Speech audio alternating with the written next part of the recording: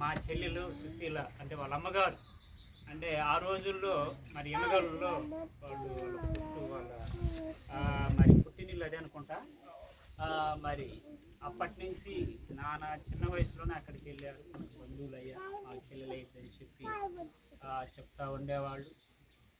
తర్వాత వాళ్ళ కుటుంబానికి మన కుటుంబానికి రక్త సంబంధంగా ఉంది.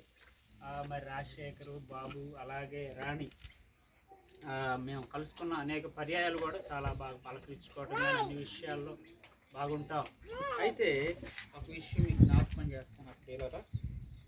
2005 సంవత్సరంలో ఒకరోజు రాణి, కొండమ్మ ఇద్దరు నాకు ఫోన్ చేశారు. నేను అప్పుడు హైదరాబాద్ వెళ్ళి వస్తున్నా ఒక పని మీద. కొండమ్మ వాళ్ళిద్దరూ అప్పుడు కాయిన్ బాక్స్లు ఉంటాయి, రూపాయి వేసి ఫోన్ చేసేవాళ్ళు. చిన్న వీడియో తీసుకో. అయితే నాకు ఫోన్ చేశారు, నేను హైదరాబాద్లో ఉన్నా. ఫోన్ చేసి ఇద్దరు మాట్లాడారు. మరి రాణి చదువుకున్నాను, అక్కడ ఏదన్నా జాబ్ ఉంటే చూడని కొండమ్మ అడిగింది. వాళ్ళిద్దరూ దాదాపు ఇప్పటి నుంచి చాలాసేపు మాట్లాడుతున్నారు. మాట్లాడుతా ఇక అమ్మ డబ్బులు అయితే అంటే అయితే మళ్ళీ అన్నాయి కొండమ్మ. ఇక రాణి గారు ఇద్దరు చాలాసేపు మాట్లాడారు.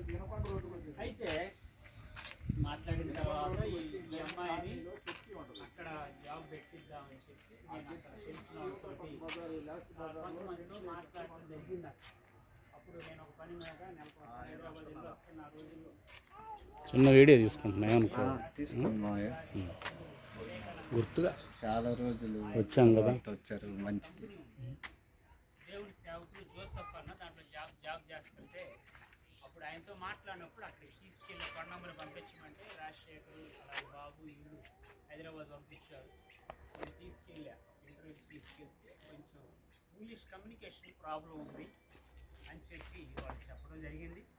అప్పుడే నేను సరే కొన్ని కోర్సులు చేయాలని చెప్పి రాణిని హైదరాబాద్ హౌసింగ్ బోర్డులో ఒక హాస్టల్లో జాయిన్ చేసి